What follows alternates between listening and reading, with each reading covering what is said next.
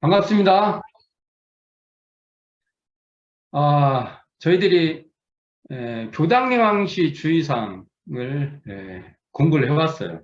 원문을 중심으로.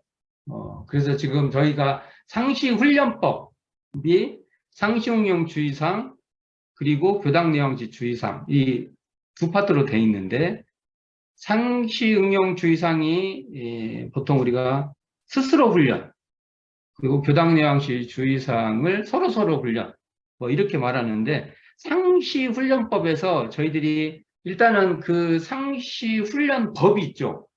어떻게 해라. 그게 상시응용 주의사항과 교당례왕시 주의사항, 그래서 6조에서 12조목의 법이 있죠. 이것을 누가 하냐?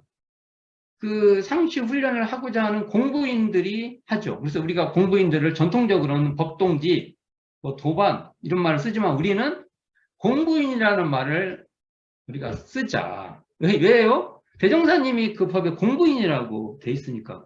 공부에 발심이 나서 또 공부에 서원이 있는 사람들, 그 공부에 적공을 하려는 그러한 사람들. 그래서 공부인의 용어를 쓰고, 그 다음에 이 교당례왕시 주의사항에는 반드시 지도인이 있다. 그래서 이제 지도인이 뭐 이렇게 뭐 위계질서가 확실히 있다, 뭐 그런 말보다는 서로 도움을 주는데, 나보다는 훨씬 그 공부의 그 힘이 더 큰 사람이죠. 근데 대표적으로 지도인은 교무. 우리가 가르치는 데 힘쓰는 그 교무가 지도인이 돼야 된다는 그러한 숙제가 있는 거죠.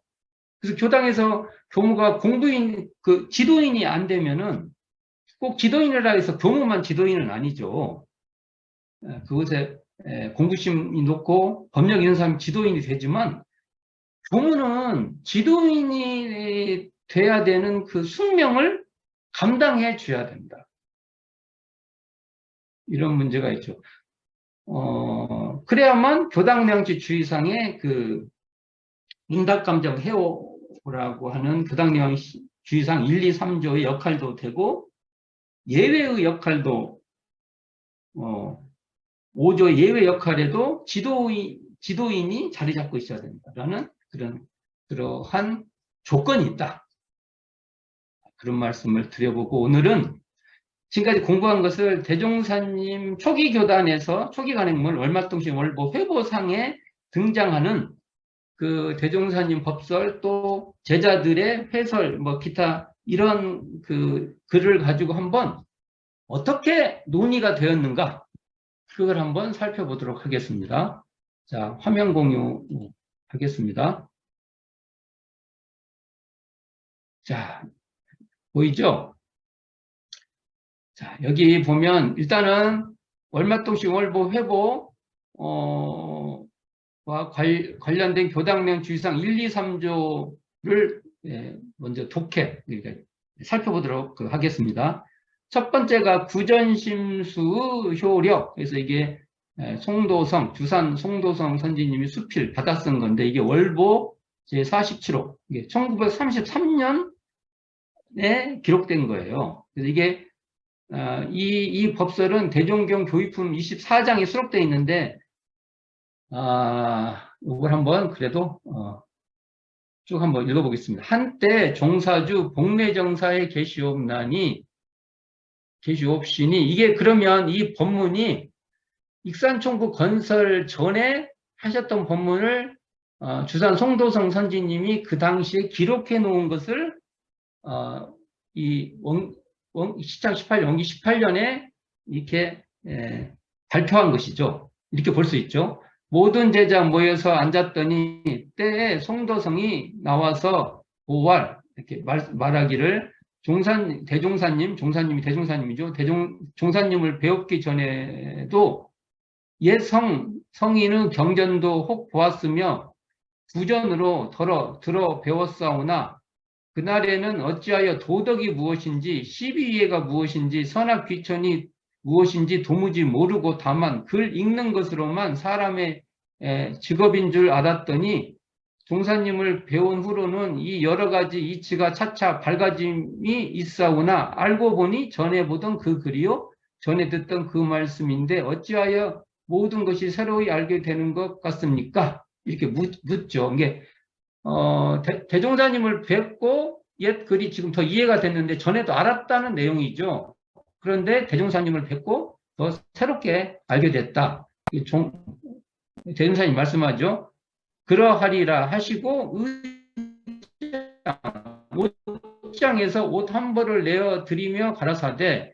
그러면 이게 이 내용으로 보면 지금 현재 석두암에 이 옷장이 있었다는 걸 알 수가 있죠. 이 옷 한 벌을 가지고 여기 있는 여러 사람이 다 한 벌씩 입어보라. 사람이 몸에 꼭 맞겠느냐? 이게 도성이 사람의 몸이 대소 크고 작고 키가 크고 키가 작고 이게 대소장단 몸이 큰 사람이 있고 작은 사람이 있고 키도 크고 작은 사람이 있다는 거죠. 있어 천차만별로 다르거늘 어찌 옷 한 벌이 사람의 몸에 다 맞겠습니까? 몸이 큰 자에게는 물론 의복이 작을 것이고 몸이 작은 자에게는 의복이 반드시 크게 했습니다. 종사주 그러면 어찌하여 사람에게 다 맞겠느냐? 도성 그 사람의 대소장단을 맞추어서 의복을 제조하면 각각 맞겠습니다. 종사주 위에 말씀하시되 자고로 유래 이렇게 흘러오는 유래하여 오는 경정과 모든 규칙이라 하는 것은 이 의복 한 벌로서 여러 사람을 입히는 것과 같아서 방편을 따라서 임시로 변통하지 못하는 법이라. 그런 거로 깨치는 사람이 적으며 직접 부전심수하여 가르치는 법은 사람의 대소장단을 따라 의복을 제조하는 것과 같으니 그런 거로 깨치기가 쉽나니라 하시고 이어 말씀하시기를 성인의 흉중, 성인의 그 가슴 속에는 억천만 법이, 흉중이라면 마음이죠. 마음에는 억천만 법이 포함하여 있다가 이르 형평과 사람의 근기를 보아서 응했으나니 선 사람을 대하면 천 가지 법으로서 하고 만 사람을 대하면 만 가지 법으로서 하나니 그 제도하는 수단과 방편은 범상한 사람의 측량치 못할 바이라 하시더라. 요 내용이 나오죠. 그러니까 요게 지금 현재 교당 내용 경전만 읽는 것과 이 경전으로 지도인과 함께 이 문답감정 해후 구전 심수를 하는 것은 기성법과 맞춤법의 차이와 같다는 이런 법설이죠. 그러니까 교당 내용 주의사항의 문답감정 해후 중요성을 굉장히 강조한 것인데 경전 공부와 함께 지도 동지들과 지도인의 문답감정 해원하는 것이 이렇게 중요하다. 이렇게 이렇게 살펴볼 수 있죠. 자, 두 번째 봅시다.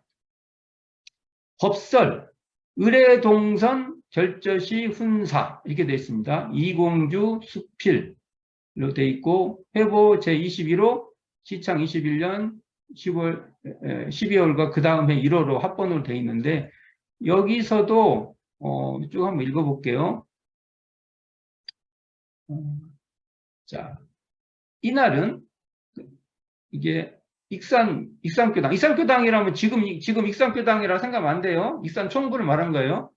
익산총부에서 제21회 동선 결제식 이게 그렇게 되면 21회 동선이라면 원기 20년 음력 11월 6일 그 결제식이 됩니다. 이를 거행하였던 바 종사님 법자에 출석하시사 대중을 향하여 말씀하여 가라사대 그런데 이제 중간 생략 그런데 제군들은 요행이도 각자의 병든 것을 발견하였고 그 병에 마땅한 병원을 찾아왔으니 이제는 이 병원에서 시키는 대로만 치료를 잘하게 되면 그 병은 낫고야 말 것이다. 그러나 하나 알아둘 것은 각자의 경중과 정성 다소에 따라서 쉽게 나을 병도 있고 혹은 3개월 후에 떨어질 병도 있으며 혹은 10년까지 갈 병도 있고 혹은 평생을 치료하여야 떨어질 병도 있나니라. 그러면 저 육신의 병도 그 병을 나으려면 그 병난 동기를 의사에게 속임없이 말하고 아무리 쓴 약도 먹으라면 먹으며 아무리 아파도 주사를 맞으라면 맞고 수술을 하자면 하며 미움을 먹으라면 먹고 하여튼 의사의 말을 잘 들어야 그 병이 낫듯이 제군도 마음병을 고치고자 하거든 나에게 모든 일을 속이지 말지며 나의 이르는 말을 잘 듣고 나의 내놓은 법과 규칙을 준수하여 보라. 그런다면 모든 마음의 악질, 고질이라도 다 나아서 완전한 사람이 될 것이요. 만일, 이 중요하죠. 자각적 신성. 나 이 참 중요한 말 같아요. 우리가 믿음이 있어라, 신성이 있어라 말하는데 여기에 자각적 신성이란 말이 있습니다. 스스로 깨닫고자 하는 이 자각적 신성. 그러니까 참 이 표현이 너무 중요해요. 우리의 신성은 자각적 신성이 아니라 그냥 무조건 그냥 그런 신성일 가능성이 높아요. 그러면 만약 자각적 신성이 없이 건성으로 있는 사람들은 트집이나 생겨나고 규칙을 문란히하여 다른 사람에게까지 방해나 부리다가 도망하고 말 것이다. 그러하니 제군들도 각자의 병을 낫게 하고 꼭 완인이 한 번 되고 싶거든 오늘 결제하고 만일 고장이나 붙이고 성가시려거든 차라리 입선을 마는 것이 가할 줄 안다. 뭐 공부에 서로 주변 사람을 방해되려면 입선을 안 하는 게 더 좋을 수도 있다. 그런 말이죠. 그런데 이 마음병에서는 또 한 가지 특색이 있나니 그것은 다름이 아니라 각기 자기 마음의 병을 낫게 하는 동시에 남의 병을 치료하는 의학까지 얻게 되는 것이다. 이게 공부를 하면은 자기 마음도 치료하지만 그 공부심이 타인에게까지 도움이 된다는 거죠. 그러면 제군도 공부를 잘하면 자기의 병을 낫게 하는 동시에 다른 사람의 병을 치료할 능력까지 얻게 할 것이니 내 장담하노라 하시더라고요. 이게 지금 대종경 수행품 57장에 이게 정리가 되어 있는데요. 원래 그 초고의 말에 상당히 또, 참, 더 이렇게 좀 의미가 있는 것인데, 특히 저는 이게 자각적 신성이 없이 건성으로 있는 사람들, 이런 말은 너무 중요하다고 봅니다. 그러니까, 우리가 선언에 입선하든 예외 참석 등으로 부당을 내왕하든 지도인에게 마음병을 사실대로 직고하라는 것이다. 이게 직고하는 방식은 어떻게 하냐? 교당 내왕 시 지도인에게 문답감정 해오를 통해 자신의 마음 공부를 직고하여 공부의 실효과를 얻으라는 것이다. 이렇게 볼 수 있죠. 그렇지 않고 자각적 신성이 없이 건성으로 있는 사람은 트집이나 잡고 규칙을 문란히하여 다른 사람 공부까지 방해하고 끝내는 떠나게 된다고 이 내용이 나오고 있잖아요. 이게 신성이 필요하되 스스로 각성하는 신성이 있어야 이게 너무 중요한 거죠. 신성이 굉장히 강조되지만 이게 스스로 각성하는 신성이 있어야 공부에 발심이 있고 지도인에게 자신의 공부 상황을 문답받고 감정받고 회오를 얻게 된다는 그런 내용인데 이 내용도 굉장히 중요한 말씀인 것 같습니다. 대종경 수행품 57장을 읽을 때 이 내용도 함께 읽으면 도움이 되리라고 봅니다. 자, 세 번째 의견안입니다. 신병직고에 대하여 이게 김광선 84님의 제안이죠. 이게 월말통신 제22호 1929년 음력 11월에 실린 내용인데요. 한번 쭉 봅시다. 중간 생략하고요. 큰 글씨부터 읽을게요. 종사주, 대종사님이죠. 이 병이면 오욕 삼독이요. 이 병을 치료하기 위하여 사은사유 간판을 걸으시고, 이거 멋있잖아요. 사은사유 간판을 걸으시고, 삼강팔조, 옛날에는 삼강팔조라는 말 썼어요. 이게 삼학팔조의 의미죠. 이게 삼강, 나중에 삼학으로 변동된데, 대윤사님 당대 거의 모든 용어가 삼강령 또는 삼강이라고 불리었습니다. 삼강은 치료방, 이게 방법이죠. 치료 방법을 제정하사 환자들로 하여금 매월 3차의 통원치료, 예외 참석을 통원치료라고 보시는 거죠. 예외. 이거 6개월 입선치료, 정기훈련 입선이죠, 이건. 6개월 입선치료를 시키시며 또한 제가 환자라는 것은 뭐냐요? 상시훈련을 할 때를 제가라고 합니다. 지금 추가제가 구분이 아니에요, 이게. 제가 환자에게 6봉, 6가지 한약이 그 봉지 있잖아요. 약봉지. 6봉의 약, 상시응용 주의상 6조죠. 6봉의 약을 주시사 동정간 증세를 보아 자칙해 하시고 스스로 치료해 하시고 그 외에도 이제 그거 위에도 때때로 별증과 기온, 기상을 조사하여 법의 주사를 간간히 주어. 이게 법의 주사라는 게 지도인의 도움 같은 거겠죠? 그다음에 법설 이런 거 있죠. 중독 환자의 우리를 소생시키십니다. 그러나 우리는 우리의 양이 종사주께, 이게 대종사님은 우리의 양이죠.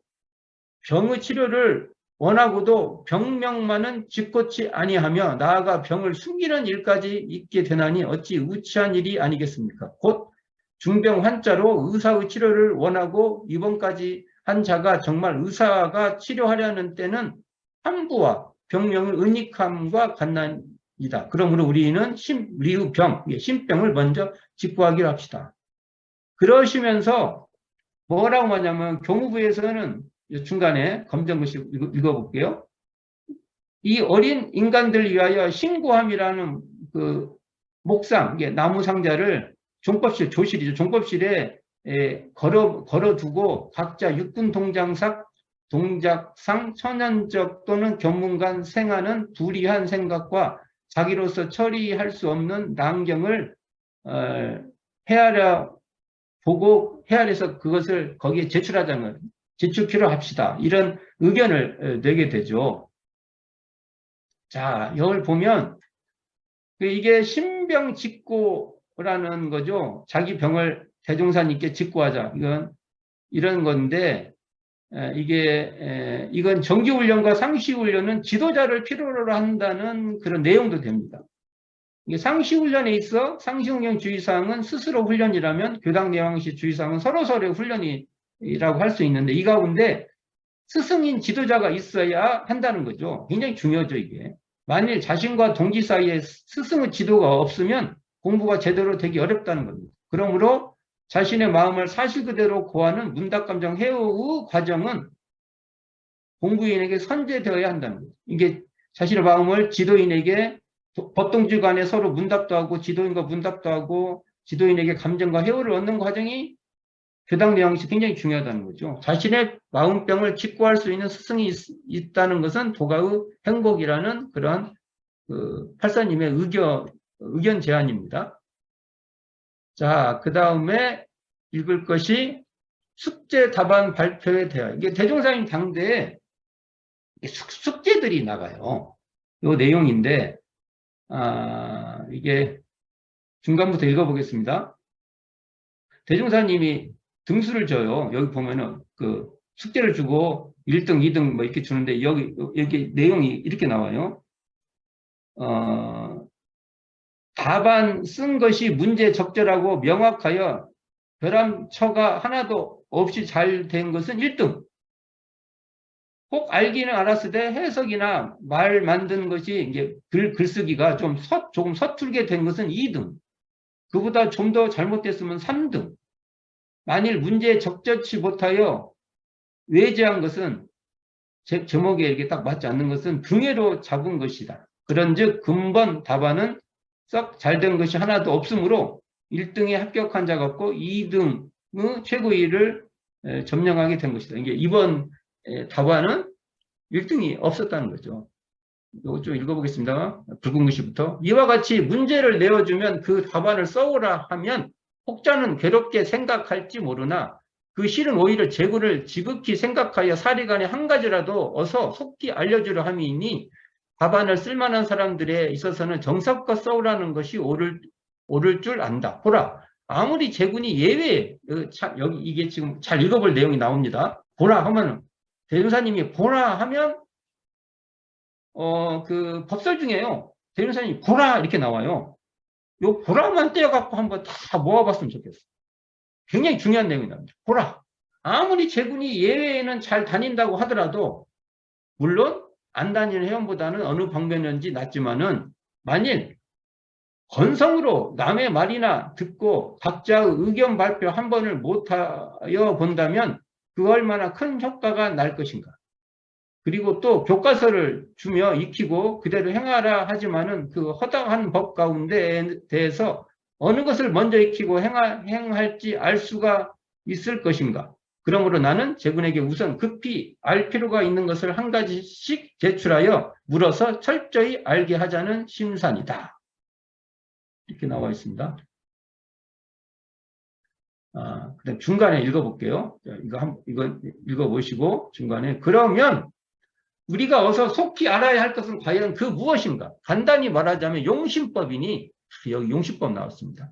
행주자와의 우리 마음을 잘 쓴즉 좋은 일이 돌아오고 그 반면에 까딱 잘못 쓴즉 낮은 일이 돌아오는 것이 마치 실과 이게 열매 맺는 나무 실과 나무에 열매 열린 듯 하나니라. 그러나 용신 공부를 하지 못한 사람은 복이나 죄나 자기가 지었건만은 지은 줄도 모르나니 그 어찌 답답지 아니하랴. 그래서 나는 수다한 용시법 가운데서 가장 알만한 문제를 택하여 예를 들면 부모에게 어떠한 일을 하면 복이 되고 어떠한 일을 하면 죄가 되는가 하고 물었나니 그런 때에 제구는 그 답안을 곰곰이 생각하다가 그 법을 알게도 되며 또는 잘했다 못했다 판정받을 때 그 법이 뇌수에 박히게 되고 뇌수에 박히도록까지 안 법은 실생활에 이용하기도 쉽나니 그 얼마나 필요한 일인가 이렇게 나와 있습니다. 중간 그 뒤에도 한번 읽어볼게요. 그러나 정신이 혼미한 노인들과 이 중요한 것이 대운사님은 일방적이지 않다는 내용을 말씀드리려고 하는 거예요. 우리가 이렇게 법 공부하다 보면 막 전부 다 똑같이 다 처음부터 이렇게 하는데 대중사님은 자기 상황과 거기 맞춰서 차차차차 할 수 있는 사람 먼저 이렇게 돼 있어요. 여기 보면 그러나 정신이 혼미한 노인들과 문자로 의사 발표를 하지 못할 사람들에 있어서는 물론 그 답안 써오기가 심히 곤란할 것이니 그런 사람들은 그만두고 다른 사람의 한 것을 잘 듣기나 하라. 그리고 먼저는 옛날에 그 전에 장려 촉진하기 위하여 이러한 그 숙제를 이렇게 장려하기 위해서 잘한 사람들에게 잘못한 사람들이 절을 하게 하였으나 그 역시 길게 나가면 도리어 어떠한 폐단이 생길 것 같아서 중지하고 절대 자유에 맡기나니 자차 이 이후로는 지원 뜻이 있는 사람들만 자 여기 나오잖아요. 지원 뜻이 있는 사람들만 각자의 아는 대로 성의껏 써서 제출하도록 하라. 그런다면 처음은 설사 잘못하여 등해가 되었던 사람이라도 그대로 오랜 시일이 지나고 보면 훌륭한 학자도 될 수 있으라 하시더라. 이런 내용도 굉장히 중요한 것 같습니다. 자, 위로 좀 올라가서 볼게요. 교당량 주의사항은 문답감정 해후 한 방법으로 문제를 내주고 이에 대한 답안을 내도록 하는 방식이 초기 교단의 대종사님 당대의 그 공부법이고 예외상에서 이렇게 시행됐다는 거죠. 소태사는 나는 제군들에게 우선 급히 알 필요가 있는 것을 하나씩 제출하여 물어서 철저히 알게 하자는 심산이다라고 말하면서 문제를 내주어 숙제를 준 의도를 밝히고 있다는 거죠. 즉 여러 가지 수다한 여러 그 용치법 가운데서 가장 알만한 문제를 내어 그 답안을 곰곰이 생각하는 중에 그 해법을 알게 하고 또는 잘한다 못했다는 판정을 받을 때 그 법이 우리의 뇌수, 우리의 마음에 탁 박히게 돼서 뇌수의 그 마음에 완전히 바뀌도록까지 안법은 실생활에 이용하기 쉽게 되니 절실히 필요한 방법이다. 이 숙제 숙제를 이렇게 제출하는 것이 굉장히 필요한 방법이다. 이런 내용이 지금 있습니다. 여기까지가 교당 내용시 주의사항 1조, 2조, 3조에 대한 내용입니다. 자, 계속 이어서 할게요. 자, 그러면 이제 그 다음은 월말통신 월보 회보로 교당 주의사항 4, 5조를 좀 살펴볼 필요가 있죠. 4조, 5조, 6조. 4조가 예외,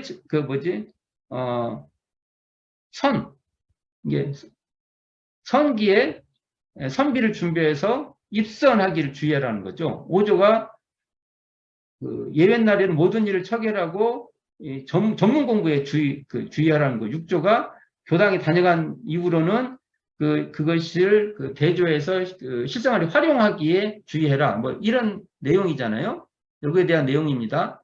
법설 선언의 1일 1면 이건데 이것이 지금 대종정 수행법 7장에 나와 있는 내용입니다. 근데 이 내용이 재밌어서 한번 쭉 읽어볼게요. 대종교 수행법 7장에는 좀 더 정리되어 있지만 이것은 상황이 더 잘 나와 있어요. 요게 날짜도 돼 있죠. 7장 17년 1932년 11월 17일 오전 10시 반 이렇게 시간까지 돼 있습니다. 종사주 익산 남선원에 출석하사 말씀하실 때 제가 남선원이 어딘가 하는데 제가 추정하기로는 지금의 영춘원 또는 이게 공회당 그래서 공회당으로 저는 지금 보고 있어요. 남선원이 둘 중 하나입니다.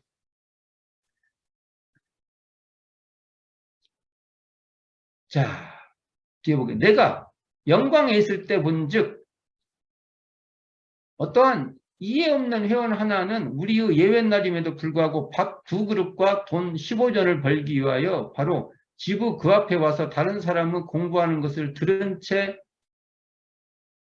만체하고 일에만 전력하고 있더라.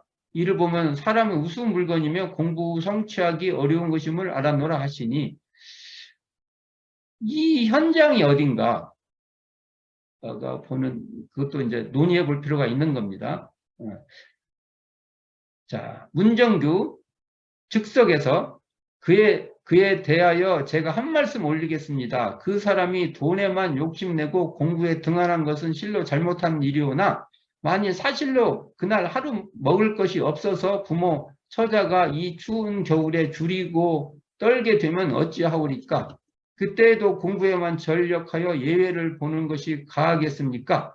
또 예외는 뒤에도 볼 수 있는 것이니 설사 그날 하루는 빠진다 하여도 벌어서 부모 처자가 기한을 명쾌하는 것이 옳습니다. 이렇게 말하니 종사주 들으시고 웃으며 제군 중에 누구든지 정규 말에 대답하여 보라 하시니 이공주 이제 처음에 대종사님 나왔고 그 다음에 문정규 등장했고 그 다음에 이공주 등장하죠.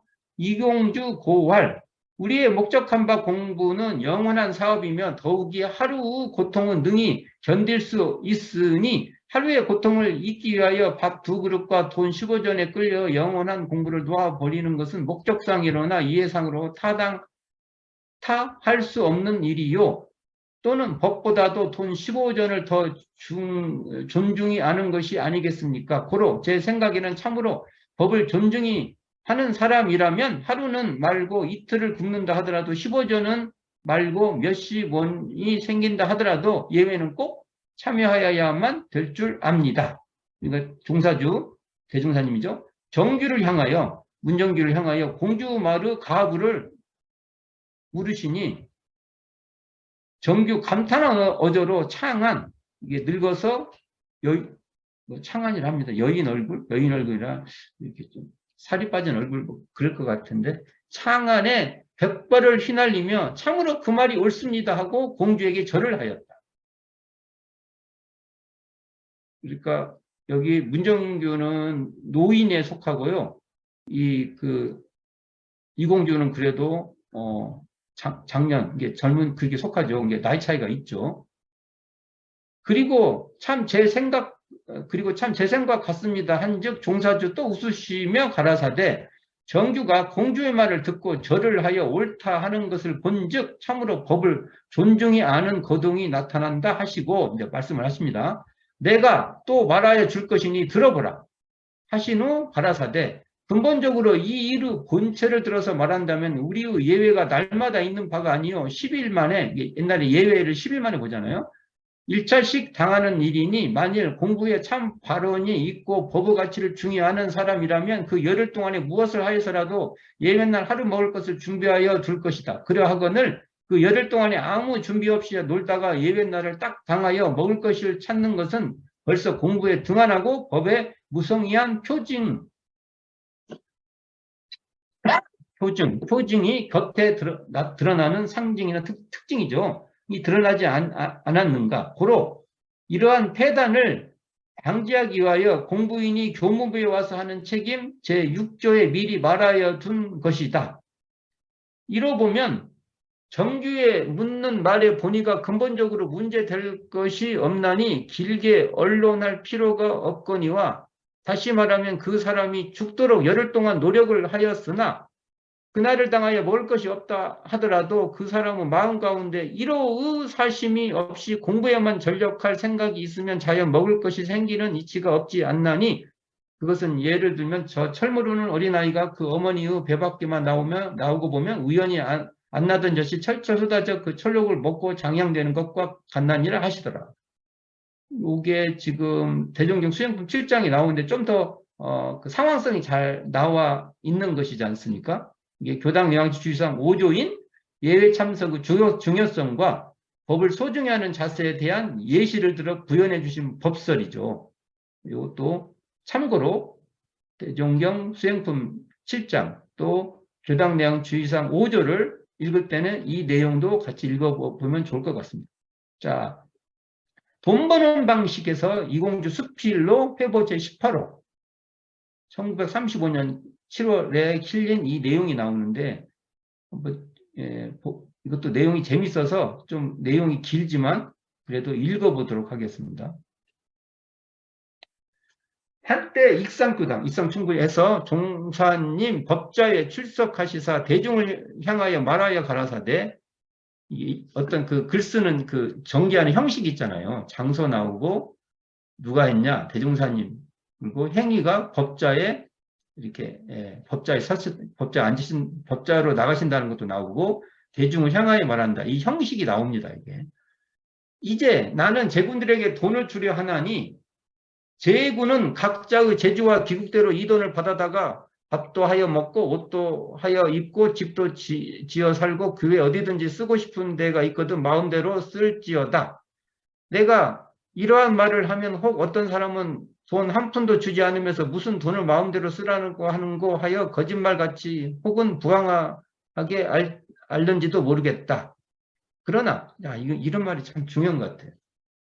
지각이 있는 사람이 한번 곰곰이 생각하여 본다면 이게 굉장히 대종사님께서 쉬운 말로 쓴 것 같지만 이런 말이 우리가 공부심이 있다는 겁니다. 또는 이런 쌍의 진리를 우리가 각성하면서 그게 바탕에서 공부심을 다툰다는 말을 이렇게 쉬운 말로 하는 거예요. 이 말이 조금도 거짓말이 아님을 이해할 것이니, 즉 알기 쉽게 한 예를 들어 말한다면 술을 1년이면 50원어치 먹고 살던 사람이 오늘 이 예에 와서 술 먹지 말라는 계문 해석을 듣고 크게 깨달음이 있어 먹던 술을 아주 참았다고 하여 보자. 그런다면 1년을 참으면 50원이 모이고 10년을 참으면 500원이 모이며 일평생을 참는다면 몇백 원 혹은 몇천 원도 모일 수 있을 것이니 곧 그 계문을 선한 사람이 그 사람에게 그만한 돈을 준 셈이 되지 않는가.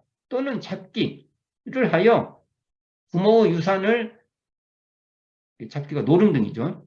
유산을 낭비하던 사람이 오늘 이곳에 와서 잡지 말라는 계문 해석을 듣고 또한 깨달음이 있어 항상 하던 잡기를 참기로 결심하고 얌전한 사람이 되었다고 해보자. 그런다면 전답을 팔아먹던 사람이 도리어 전답을 장만하게 될 것이며 나무 빚을 쓰던 사람이 도리어 저금하게 될 것이니 그 법을 설하해 준 사람이 또한 그만한 돈을 준 것이 아니고 그 무엇인가. 만일 위에 말한 바와 같이 술 잘 먹고 잡기 잘하는 사람이 일평생에 그와 같은 필요한 법설을 듣지 못하고 자영자지로 지내어 보라. 그 말로 기구한 것은 것도 없는 사실이니 말로가 이제 늙어서 또는 나중에 그 일이 지나서 실로 위태한 세상이라고 아니할 수 없나니라. 그뿐만 아니라 또 가령 농촌에서 농사 지어 먹은 사람이 본래 재주는 한 부락에 한 선밖에 못 내어 먹었는데 어떠한 농사법을 잘 아는 선생에게서 계량 농사법을 배워서 같은 한 부락에 두 섬씩을 내어 먹는다고 하여 보자. 그런다면 그 선생은 법만 일러주었건만은 그 실은 논 한마디기 더 사준 것과 똑같은 일을 하지 아니하였는가. 이게 대인사님 참 이런 설명이 참 많이 나와요. 자, 그러면 우리 인생 생활에 필요한 법을 가르쳐 주는 것은 곧 돈을 주는 셈이요. 그러한 법을 많이 듣고 알아서 그대로 행하는 사람은 곧 돈을 버는 셈이라고 아니할 수 없을 것이다. 그러면 제군도 이후부터 예외에 법을 들으러 오거든 돈을 벌러 온다고 생각하고 예외의 법을 들어오는 것이 돈을 벌러 온다고 생각을 하라는 거죠. 또 사회는 연사를 소개할 때 이참에는 어느 분이 무슨 말을 한다라고 하지 말고 이참에는 어느 분이 나오셔서 돈을 줄 터이니 받을 그릇을 준비하여다가 많이 담아가게 하라고 하라. 이렇게 말씀하십니다. 또 저 세상에서 과학학교에 다니는 것도 곧 그 선생은 가르치는 법을 들으려 다니는 것이니 그 가르침을 많이 잘 듣고 그대로 행하는 사람은 가치 있는 사람이 되어 월급 생활을 한다 하더라도 1개월에 수십 원, 수백 원이라는 고급, 높은 등급 봉급을 받게 되는 것이요. 만일 듣고 보고 배운 것이 없이 마구잡이로 산 사람은 가치 없는 사람이 되고 마나니 저 무식한 농촌 부녀들을 본다면 종일 가서 죽도록 나무 일을 하여 주어도 그 품삯이 15전 혹은 20전에 불과하고 남자는 기운이나 상식이 부녀보다 조금 낮다 하여 49전을 받게 되면 대목이나 토수 같은 사람은 전문 기술이 있다 하여 하루에 1원 내지 2, 3원을 받는 사람도 있지 아니한가. 이때도 그 임금의 차별이 있는 거죠. 근데 여기에 그 당대의 임금 구조가 어느 정도 나옵니다. 그러면 같은 사람 가운데서 일생생활에 필요한 법을 많이 들어서 아는 것이 있는 사람은 비대를 받게 되고 그와 반대로 필요한 법을 듣지 못하여 아는 것이 없는 사람은 천대받게 되나니 그러므로 나는 이 세상에서 천대받는 모든 사람에게 인도 정의를 가르쳐 귀례를 받게 하기 위하여 이 회상문을 열고 그 법을 설하여 주게 된 것이다. 대조사님이 이 회상을 연 것이 인도 정의의 이 법을 가르쳐서 귀례받게 하기 위해서 한다. 이런 말도 나오죠. 그런데 이 세상 사람들은 그 뜻을 알지 못하고 도리어 심한 자를 비방을 하며 가난한 자는 돈이 없어 못한다. 지치 있는 사람은 빚 때문에 못한다. 부모 있는 사람은 부모 때문에 못한다. 하니 그것이 애달프지 아니하려. 이유가 많죠. 여러 가지. 그 실은 돈이 대명사님인데 반대로 말합니다. 그 실은 돈이 없으니까 그 법을 배워야 하고 빚이 있으니까 이 법을 배워야 하고 부모가 계시니까 이 법을 부지런히 배워야 하는 것이다. 그런데 도리어 그것 때문에 못한다 하니 그것이 될 말인가? 다른 것은 다 그만두고 신용 없지 말라는 계문 하나만 배워서 지킨다 하더라도 이 뒤에 내용은 쭉 읽어보시고 뒤에 부분 읽어보겠습니다.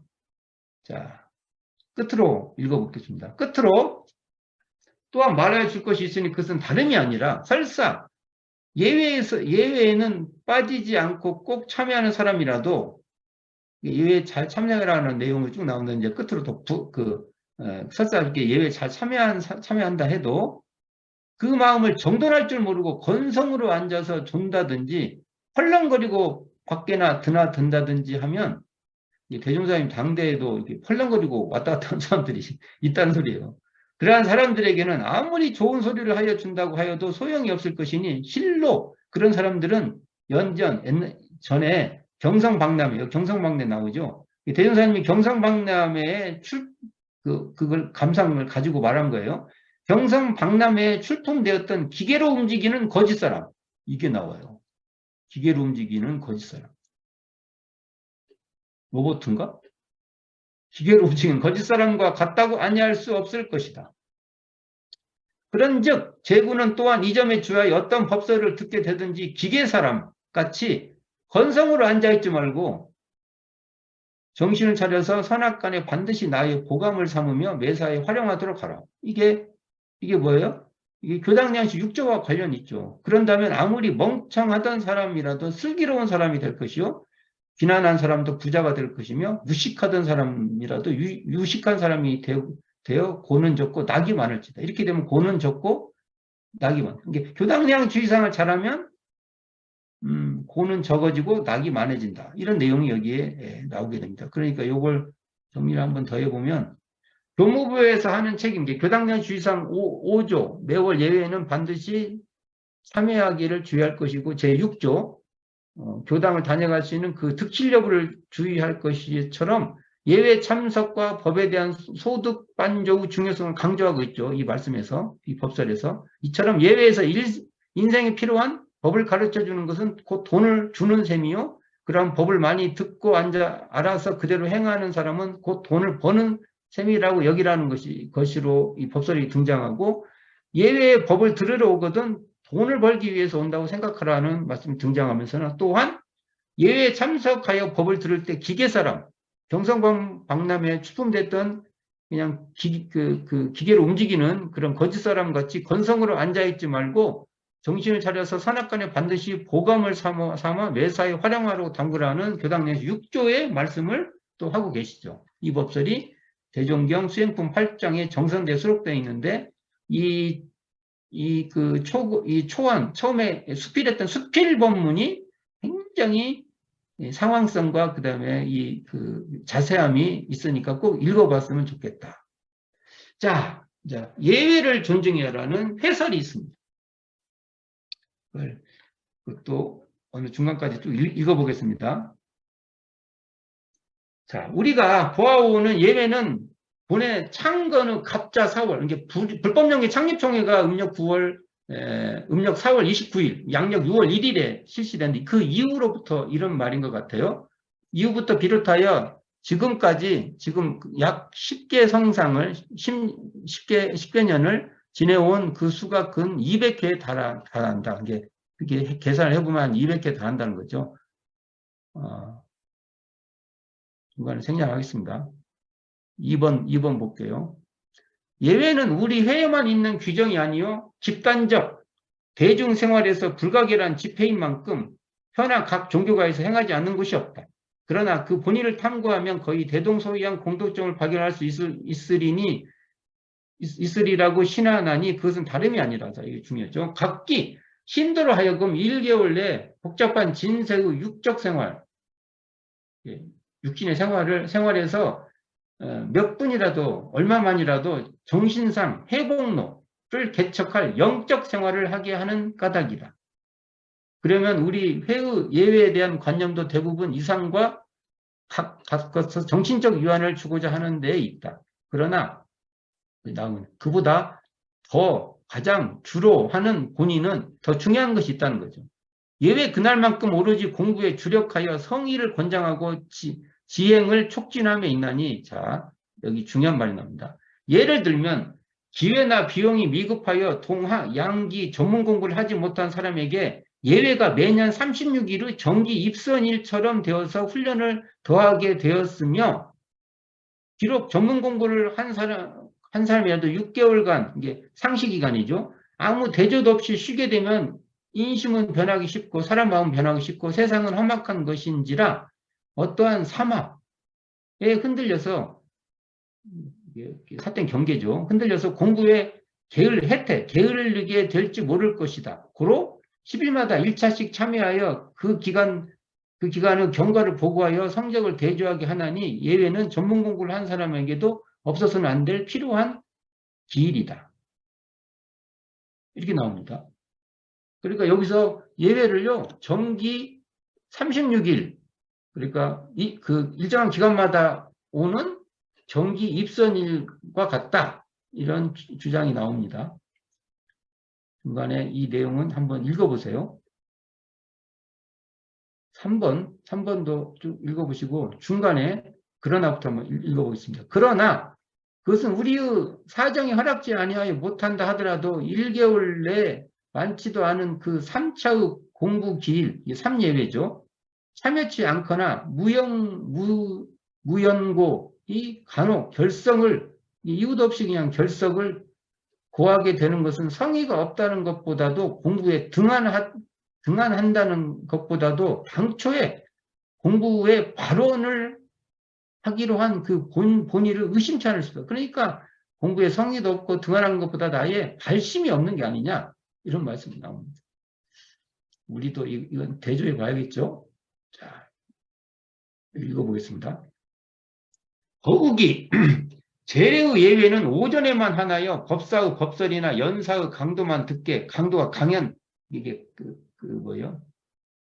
지금 여기 요즘 강도라고 하면 묻어듯이 강의할 때 강의고, 이건 우리가 뉴스를 할 때 보도본부 그런 말이잖아요. 이 말할 때예요. 강하고 말한다, 그런 뜻입니다. 강도가. 이게 아니, 강연 같은 거죠, 강연만 듣게 되었으므로 그 신과 성을 촉진하였을 뿐이요 실제 공부 진행상은 계통적 차례도법을 얻을 수 없다 할지 모르나 현재의 그 식을 변경하여 그러니까 오전부와 오후로 나누어 가지고 그러니까 그 현재 그 대종사님은 예외를 어떻게 하냐? 오전부와 오후로 나누어서 한다는 거죠. 오전에는 법사 혹은 연사의 설법이 있어 청중의 해도 여기 나오죠. 그러니까 대종사님 당대의 예외는요 전부 다 지혜 단련과 같이 관계 있습니다. 청중의 해도 지혜를 개척시켜 주며 이렇게 나와요. 이런 게 지금하고 너무 많은 변동이 있습니다. 해도를 단련시키기 위해서 한다는 거죠. 오후에는 이제 오전부에서 오후에는 2, 3일씩 반을 정하여 경전의 자음, 통음, 경전 공부도 그 당대 이런 방법이 요즘도 이거 필요해요. 정전에 나와 있는 한자 있잖아요, 한자 같은 것을 우리가 좀 다 배울 필요가 있어요. 의지해석을 실습시키고 그러니까 경전들을 자음 통음과 의지 해석을 실습시키고 남은 시간을 이용하여 각 연구자의 10일간의 경과보고와 그러니까 교당령 주의사항으로 말하면 서로 문답을 하는 거죠. 문답. 의도문답 있잖아요.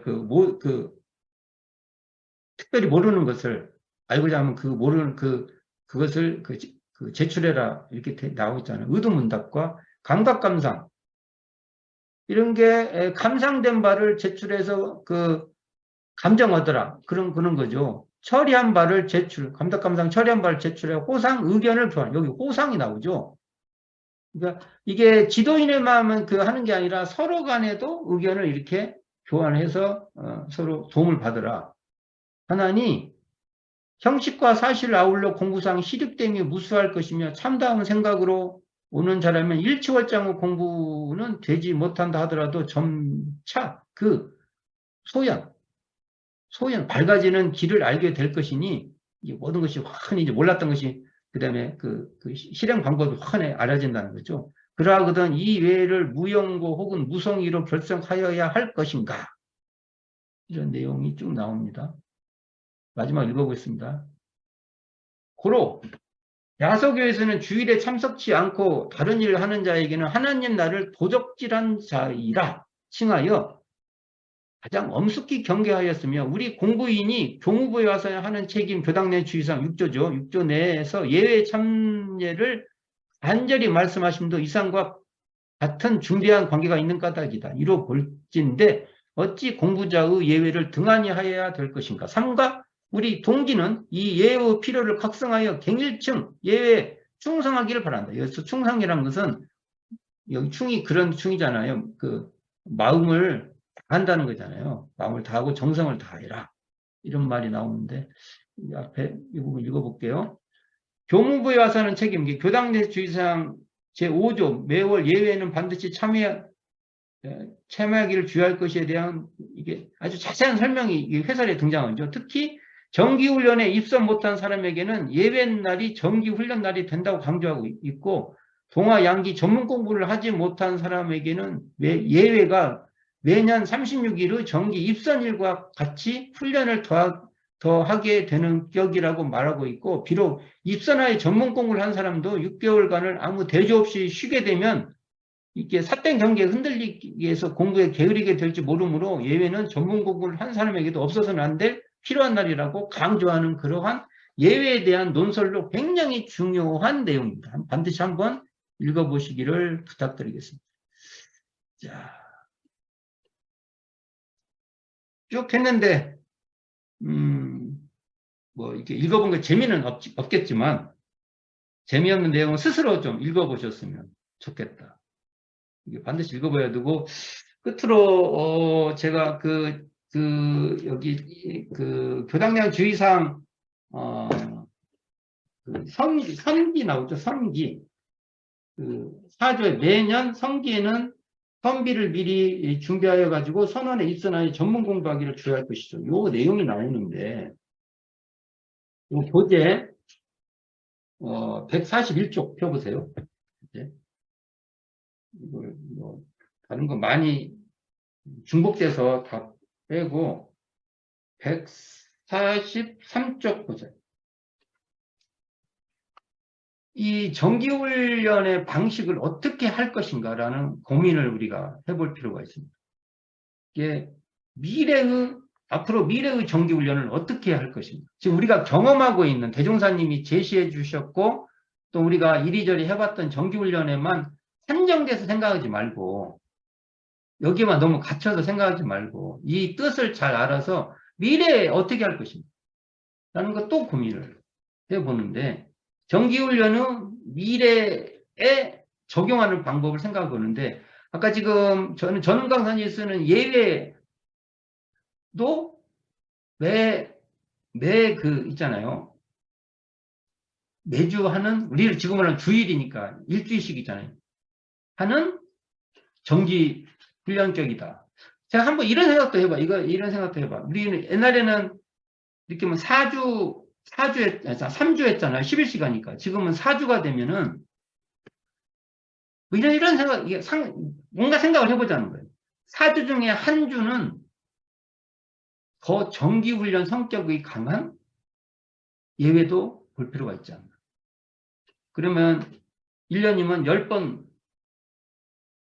10번 정도는 최소 확보할 수 있어서 그런 것도 시도해 볼 필요가 있다. 그러니까 정기훈련을 어느 기간 동안, 정기가 어느 기간 동안도 되지만 어느 기간마다 하는 그것도 시도해 보고 그 초기 교단에서 정식 성객, 그다음에 기한 성객, 자유 성객 그래서 그것도 다양한 그런 기간이 있듯이 정기훈련 참석의 방법도 고민해 봐야 여러 가지 형식으로 더 참석할 수. 그러니까 1에서부터 10까지를 다 해야 잘한 거라고 하지 말고 1에서 10까지 중에서 4를 해도 뭔가를 하려고 했다. 이렇게 되는 분위기가 돼야 되지 않나. 우린 지금은 뭘 다 해야. 대종사님도 제가 읽어봤지만 모든 사람을 다 해라고 하는 게 아니야. 할 수 있는 사람들부터 하고 또 자기 역량에서 할 만큼 해보고 그런 말씀이 등장하잖아요. 이런 걸 좀 더 활용을 해야 되지 않나. 그리고 이제 현대문물, 미래사회 현대문물의 그게 물질문명이죠. 물질문명을 더 훨씬 잘 이용하는 그러한 정기훈련의 방식. 지금 우리가 경험하는 것은 이제 비대면의 방법으로 오프라인에서도 가능한 어떤 영상에 접속하지만 앞으로 이런 것들도 더 효과적으로 사용할 수 있는 방법도 더 연구되고 하는. 그래서 이 선원의 형식, 이게 정기훈련 받는 것이죠. 우리가 지금 훈련원이라고 하는 선원의 방식도 예외에도 정기훈련과 관련이 있다고 해서 그리고 여기에 예외를 옛날에 오전, 오후로, 그래서 예외 기록 보면 오전부, 오후부 이렇게 나와 있어요. 그래서 이걸 다 못하면 한 번이라도 한 달에 한 번 정도는 우리가 월초기도 법회 보잖아요. 사실은 대종사님 때는 월초기도 법회 이런 거 안 했습니다. 대종사님이 지금 보면 뭐라 했을지도 몰라요. 너 해두 단련해라고 했더니 해두를 어떻게 더 단련해라고 시켰더니 그냥 그냥 해달라고만 이렇게 비냐 또 이렇게 그냥 해본 소리예요. 그럴 수도 있어요. 대종사님 입장에서. 그러니까 지금 우리가 월초기도 법회 보듯이 4주 중에서 한 번은 정기훈련에 더 성격에 맞는 정기훈련 법회죠. 로 볼 수도 있고 그것을 오전부, 오후부 나누어서 예를 들면 오전부는 법회 양식에 가깝게 보고 오후는 아까 여기 말한 같이 지금 정기훈련 성격에 맞는 경전 공부를 더 강화한다든지 또는 그걸 가지고 서로 회화를 하든지 뭐 여러 가지 방식이 있겠죠. 그런 걸 시도해 볼 수 있는 것도 하나의 길이 되지 않을까라는 생각을 하게 됩니다.